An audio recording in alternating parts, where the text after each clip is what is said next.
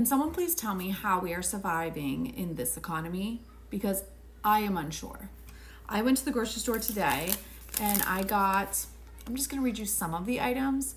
I didn't go in for a lot. I didn't have a huge list. I needed rolls and some lunch meat for my husband. I got some yogurt, some milk, bread, 2 loaves. I got some cheese, some breakfast bars, and raspberries. Do you want to know what my bill was? $108.31. $108 for like not that many things. Listen, I do not live, like I'm a stay-at-home mom. I work per diem. I work at the hospital a couple days a week, and I make a decent hourly wage when I do work. And my husband does not work a minimum wage job whatsoever. He works for a law firm.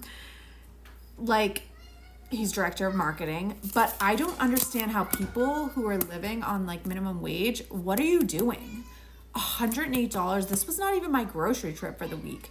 This was literally like my quick, I need to grab some bread so I can make some sandwiches, and I need some milk, and I'm just going to grab like a few things. Like, what are we doing? How's everybody surviving out here in this world? I thought it was odd when rental companies was like telling people that you only have to make 2 times the rent to live in their apartments or houses or whatever. Y'all, my rent is half of my income. Like, how are people surviving? I'm about to lose my shit. I'm about to lose my shit because how's one of my checks? My whole check is going to my rent. That means, and I get paid bi-weekly. So, what the fuck does that mean for me and my 6 kids until that next week? I'm about to lose my shit. You know, I really try to keep it cute. I try to be understanding, be an adult about this whole inflation situation. But at this point, they're playing in our fucking faces. So originally, I was seeing stuff go up 20, 50 cents or whatever. But what I really want to talk about is honestly the price of French fries and tater tots. Tater tots, more importantly. They were $2.99. Then they went up to $3.29, which was okay. They are now $5.99. $5.99 in the stores. And I am at my wit's end. I'm finna just... I think inflation has forced me to become mature to the point that now if I go grocery shopping and we spend like 200, 300, 400 plus on groceries, baby, I'm going home, I'm making me some eggs, a bowl of cereal, something. I'm no longer stopping by to get something to eat after the grocery store. Like, nah. Y'all want to see $100 worth of groceries? This. Excuse my fridge, just a little. These, because they were buy one, get one free. These, and this. $100. $100. Where did it go? Where did it go, Caramel? Please tell me, where did it go? Oh, and this. $100? For what? You know, now I understand why it was so looked down upon to be living with your parents back in the day. All you had to do was get a job. Just a job. Here I am, college degree, multiple avenues of income, side hustles. What the fuck am I doing here? Okay, I'm documenting the fact that I am here buying chicken. It is $10 for this at Market Basket. The one time a month I buy meat because I literally can't afford to buy meat. Every single package here is over $10 unless you get like a tiny little package for like $5. For 4 chicken breasts, $10 to $11. I don't even want to know. I'm not even halfway done. This is scary. $52.80. That's how much I just spent on 12 items at the grocery store. 12. With these ghetto-ass salaries and these high-ass groceries, how the hell are we supposed to survive? Now, I'm blessed that I was able to afford those 12 items for $52. But what about the people who can't afford it? This is bogus to me. This is insane. I remember when $52 used to last you a good 2 weeks of groceries. 12 items? I will say, single man, no kids, no wife, no family, no dog, no cat. Just a little tiny 6-foot boa constrictor that I feed every other week on average. She don't cost that much though, but this is ridiculous. And people got the nerve and the audacity to ask me why I don't want kids. Like I'm gonna be able to pay for some kids when I'm paying this much for groceries and gas. But hey, it's the current economy we living in. Somebody need to change it. I ain't gonna give my political views on here, but somebody need to change this yesterday. Just so we're being dead ass, I'm gonna show you guys what $100 got me at Walmart. So this is the food all together, okay? Popsicles, white vinegar, baking soda, 2 taco seasonings, corkscrew, these chocolate hazelnut sweet treats, taco shells, goldfish, tomatoes, this vegetable potato soup I wanted to try, 2 things of s'mores yogurt, hot Funyuns, my favorite, Valentina, green onions and cilantro, organic lemons, feta crumbles, iceberg lettuce, goat cheese, 1 onion, salsa, oh snap pickles, shredded cheese, heavy whipping, sour cream, reusable straws, last but not least, cucumbers. Okay, and that total was $95.89 for all of that. Y'all, that's literally not shit. I'm a singular person, so like buying $100 worth of groceries on the fly is not a big deal for me. But for a mother, a single mother of like 3, 2, 4, any fucking number, imagine what I got for myself, literally times 10. Insane. Anyways, y'all stay safe out here. And if you have the time to dedicate, go to Aldi. Aldi has better prices. You can't get everything from there. Their prices are so much better than every other grocery store. I had $60 to last me until payday because I live paycheck to paycheck. And I got pulled over because I couldn't afford to update my license and my registration until I got paid. And then I got a ticket that I also can't afford.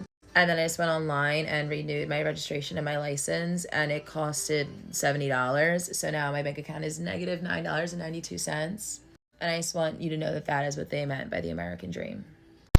So the price gouging continues. I just left Walmart to get a case of 60 eggs. I have receipts too.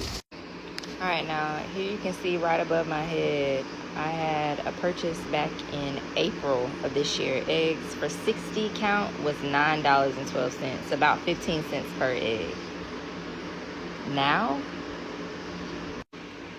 if you look down here, they're $18.28, which is about 31 to 32 cents per egg. Walmart, you got some explaining to do.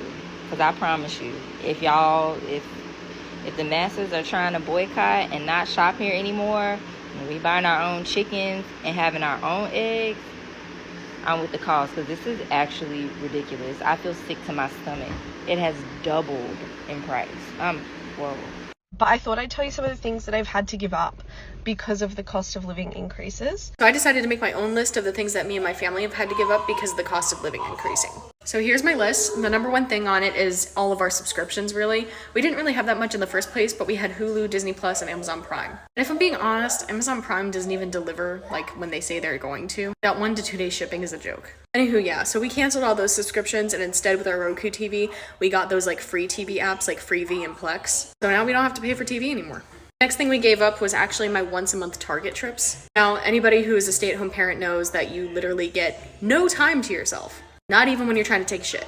I used to go to Target once a month, and I would set aside like $25 for myself just to get a coffee, get myself some face masks, maybe a t-shirt. Now we can't afford that anymore, so no more Target trips. The next thing that we cut out was actually eating out at a sit-down restaurant. I'm the type of person who always tips, especially I try to do like 20% at least, because I used to be a server and I know that they don't make that much money. But honestly, we just cannot afford to eat out anymore. The only time we go to eat out is if we go to like McDonald's or Wendy's, and then I use the app to get like free stuff with the points. That's the only time we'll ever go out to eat, and it's maybe a couple times a month, maybe. The next thing we actually had to give up was I had to stop working. I actually went back to work in July, and I worked for almost 6 weeks. I was only working part-time because my husband's in the military and we share a car, and then we also can't afford childcare. I was only working weekends, and most of the time I'd work 24 hours. Sometimes I get lucky and be able to work 28. But because I went back to work, we ended up losing our WIC benefits and the food bank that we used to go to because it was income based. We would only go to that food bank a couple times a month, but that still helped us out a lot because they would usually give us a large amount of food that would probably add up to like $150 in groceries. Getting that twice a month really helped us. But when I went back to work, we lost that and our WIC benefits, and our WIC benefits also really helped us. And then I wasn't able to work more hours to make up for what we had lost. Honestly, with how much money I was bringing in, it wasn't really covering entirely what we lost anyway.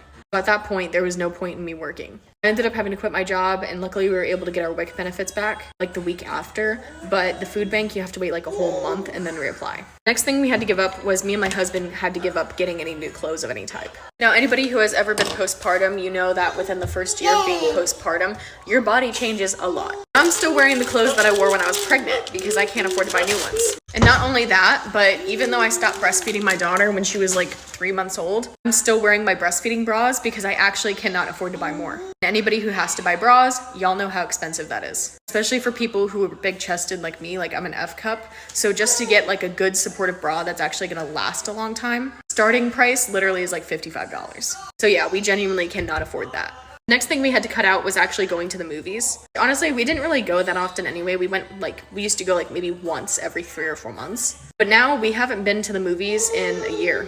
And honestly, it's because not only are the snacks extremely overpriced, but it's just not worth it anymore, especially when you could just get the movies free at home with like the free apps like Freevee and Plex on your TV. So the next thing we had to give up was weekend trips. Usually once a month, we would take our kids to like Raleigh, or we would go to like Emerald Isle. If you live in North Carolina, you know where those places are. We would do that just to get the kids out of the house, do some new experiences. We would maybe like go to like a petting zoo, or we'd go to like the Raleigh Mall, you know, just do like fun stuff. And now we can't afford that anymore.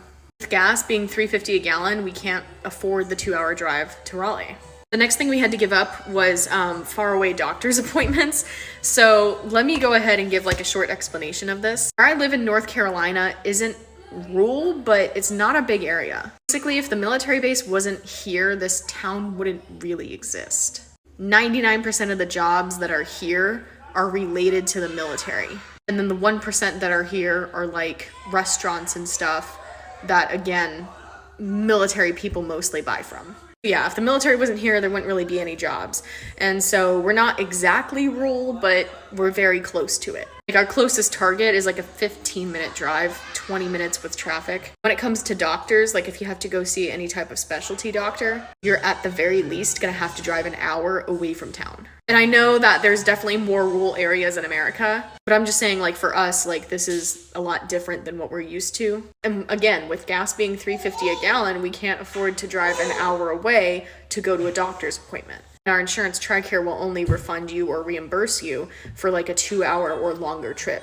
And even then, it's still really fucking hard to get reimbursed. I remember when we first moved here and I was in the 3rd trimester with my daughter, and the 2 OB/GYN clinics that are in this town, there's only 2 of them, could not take me on as a patient because they had too many patients, understandably, because there's only 2 fucking clinics. They had to refer me out, and the closest clinic that was able to take me on as a patient was 55 minutes away from us. So making that drive once a month, and then for the last month of my pregnancy, once a week, actually drained our bank account. So yeah, that's literally all the stuff that we've had to give up. Some of it is simple stuff that we used to enjoy, but with the cost of living increasing, we just cannot afford it anymore.